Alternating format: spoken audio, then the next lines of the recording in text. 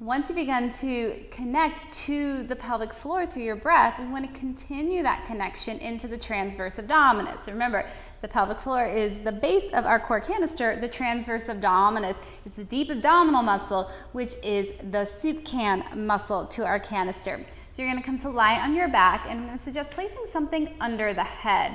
I'm using a yoga block, a pillow, anything does to let the head stay elevated a little bit so that we don't tense or try to use our neck muscles when we're trying to use our deep core muscles.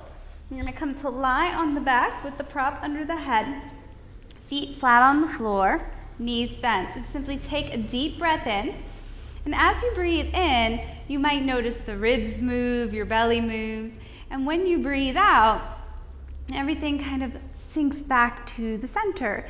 So when we breathe in, the breathing diaphragm pulls down and the rib cage expands. That's your lungs filling with air. When you breathe out, everything draws back towards the center line.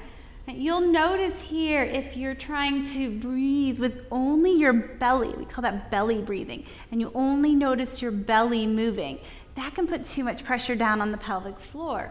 You'll also notice if you're only moving your rib cage, we call that chest breathing, or neck breathing, then that's not enough function of our deep core canister. So we're looking in this sort of somewhat relaxed state to get both the ribs and the abdominal wall to move pretty much at the same time. So you could think about a balloon inflating as you inhale. Everything expands out in all directions, not just forward, but to the sides and to the back. And then as you exhale, like a balloon deflating, everything comes back to the center. Take another deep breath in. Everything moves out. And as you exhale, everything draws to the center line.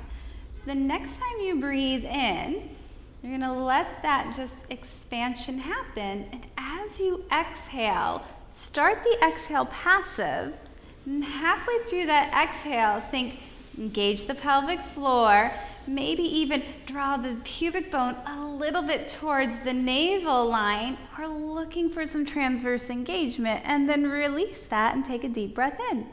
Pelvic floor releases, belly, ribs, everything expands outward.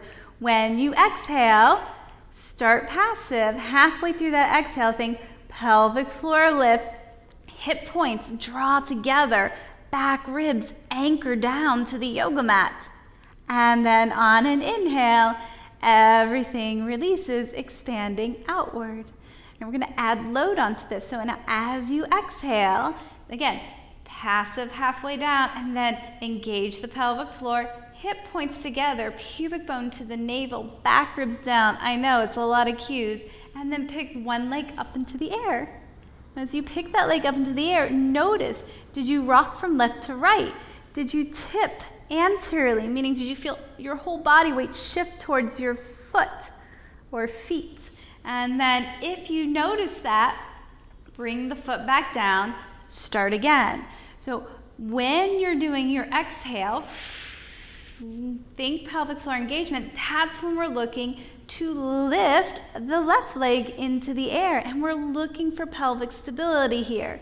Bring the foot down on an inhale, and you start here, one leg at a time, looking to keep the back ribs anchored down.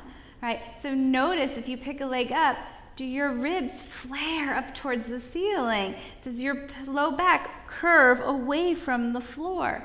We're not flattening the lower back down, but we're looking to keep the pelvis perfectly stable while we pick one leg up at a time. Start here, and then we'll add on more load.